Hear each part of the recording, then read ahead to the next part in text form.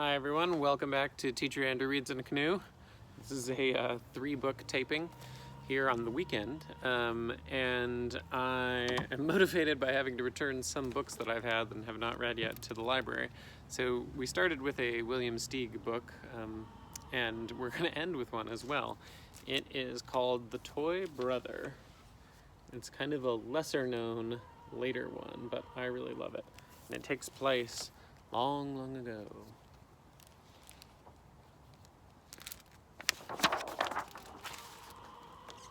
Gives you a little hint about what's going to happen. The Tiny Brother. The Toy Brother by William Steig.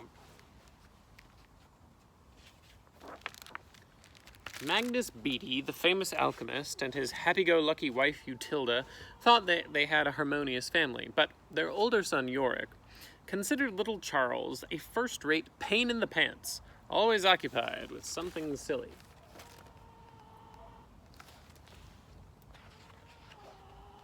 Mr. Beatty made the mistake of allowing Yorick to be his apprentice, and Yorick got the notion that he would eventually surpass his father as an alchemist.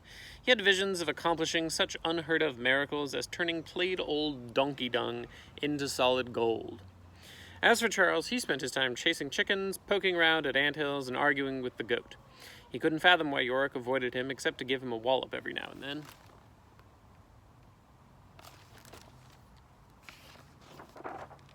One May morning, Magnus and Utilda were making ready to journey to a faraway wedding.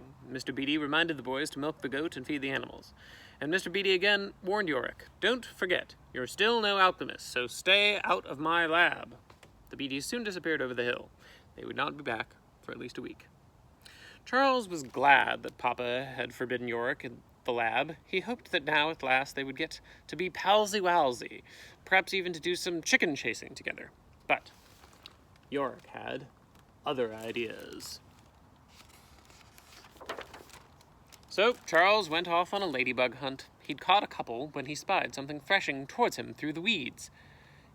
He assumed it was a mole until he heard it saying, "It's me, Yorick, your brother." It was indeed Yorick, down to the minuscule wart on his knuckle. "Egad," Charles gasped, "what happened to you?" "What does it look like?" said Yorick. "Don't tell me you snuck into Father's laboratory." "Yes, goosewit," said Yorick, "and I invented a new potion, but when I tasted it, zing! I was no bigger than a cockroach, so I squoze under the door, and here I am." Charles hastened inside the kitchen, with Yorick clinging to his thumb, squealing, "Don't drop me, you dolt!" It was just too marvelous. Yorick had made himself small as a sausage, and with only a drop of training. "Stop staring, will you?" said Yorick. "I have to undo what I did, or Papa will murder me. You've got to help." "Okay, Peanut, take it easy," said Charles. "There's still oodles of time until he gets home." "Meanwhile," Charles announced, "I'm going to build you a house." "But what about the lab?" "Don't rush me," said Charles. Humming happily, he set about making Yorick his very own house. Charles was relishing this immensely, and when his toy brother stuck his head out the window of his new residence, it was all just as real as peas and beans. "Brotherkins," Charles said, "it's dinner time," and he served up 3 crumbs of bread and a spoonful of clabber cheese. He himself was too excited to eat a thing. Running the show was so gratifying that Charles found himself wishing that Yorick would fit in his pocket forever. Yes, it was rotten to be thinking this way, but how could he tell his brains how to operate?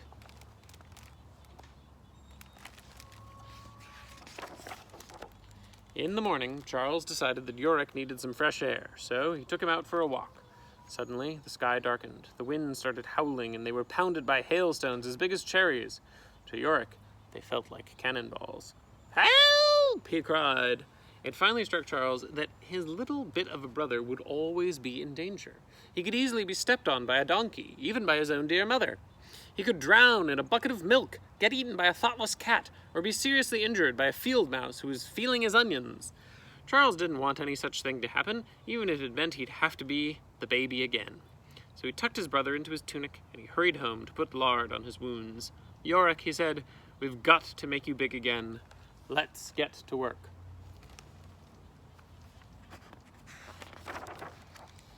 Now Yorick took charge. "Papa taught me that each ingredient in a potion has its own special antidote," he said. "We've simply got to find the right ones." How about this pink stuff? Charles said. No, said Yorick, just do what I say. After mixing this and that and that and the other, Yorick believed he had what was needed, but one single drop on his tongue made him retch and black out. Charles was sure that Yorick was dead, but he came to in less than a minute, looking very embarrassed. Bother, he said. This is a job for a professional. We better wait for Papa. To make the time go faster, Charles tried to keep his brother amused. First he dressed the goat up in one of his mother's best outfits, and then he squeezed the pig into his father's purple tunic. But Yorick wasn't amused. He only wanted to be his real self again. One night, Yorick shook his brother awake and said, "What if I never get big again?" "Yorks," said Charles, "I'm sure Pops can make you big again, but just in case he can't, and you have to stay in this condition, I'll take care of you as long as you live, even after I get married, whether my wife likes it or not. And I mean it, so don't worry your little noggin." At daybreak, the boys heard familiar voices calling, "Yorkie! Charlie!" And they scrambled out of bed and out of the house, and there were their two parents. Charles got hugged and kissed again and again as if they hadn't seen him for a year. "And where's Yorick?" they wanted to know. "Here he is," Charles said, holding him up like a carrot. The Beatties were bowled over. They stared at tiny Yorick, at Charles, at the wide, mysterious heavens, and at each other. At last, Mrs. Beattie took up her son, kissed his little head, and held him to her bosom. "My chick," she sobbed. "My itty-bitty bantling." "Alack-a-day," his father murmured. "What happened?" And Yorick, his flabbergasted parents hunched over him, told them his shameful story. Magnus Beattie carried his son straight to the laboratory. "Is your original potion still here?" he asked. Yorick showed him the flask and everything he'd put in it. Borage, betony, camphor, and sauerkraut. "Don't worry," said Mr. Beattie. "I can whip up the cure in a minute." But the cure had no effect. "Are you sure you remembered everything, Yorick?" "Think!" "Yes, Father, I did." "Well, think harder. Something's got to be missing," said the famous alchemist. "The antidote isn't working." Utilda Beattie cheerfully started making tiny clothes for her tiny son, a tiny bed with a tiny bedspread, a tiny chair with a cute little cushion, and she cooked him tiny puddings and baked him dainty pies. Her new baby kept her too busy to worry.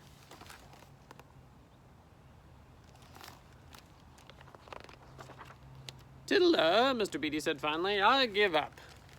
"Well," said his wife, "so he'll stay this way. Who cares? He's strong, he's handsome and brave, and he has a fine horoscope." "Let's drink some of Yorick's potion," Charles said. "Then we can be twins." "Gadzooks," said Mrs. Beattie. "What a noble idea. I'll drink it too, and I'd be a proper mother for you both. Perhaps Mr. Beattie will join us like a proper father." "And who," Mr. Beattie screamed, "will look after us minikins?" Everyone clammed up. That evening, after a supper consumed in silence, Mr. Beattie said, "Son, I fear that you are fated to be our little elf forever." And he sighed a long, sorrowful sigh, reeking of ginger. "Ginger! Ginger!" Yorick cried. "I ate some ginger before I drank my awful potion." "Ah, ha!" Magnus Beattie exulted. "Ginger! That's a fish from another pond. Is it any wonder that there was no transmogrification? Now, I know what to do." They all ran to the lab.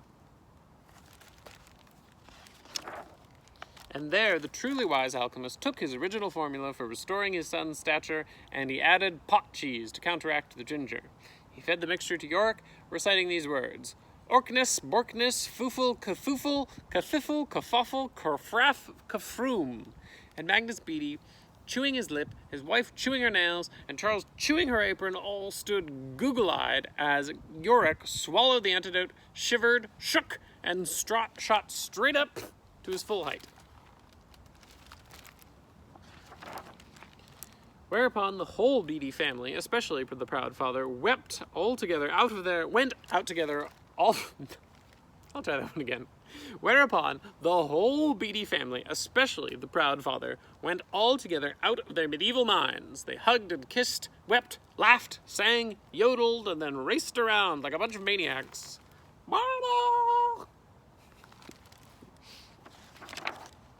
But Yorick still dreamed of turning donkey droppings into gold, and little Charles developed a passion for making toy dolls, which somehow all resembled Yorick. The two brothers sincerely appreciated each other now, except when they were having a fight. The end! That was The Toy Brother. Thanks for joining me. See you next time.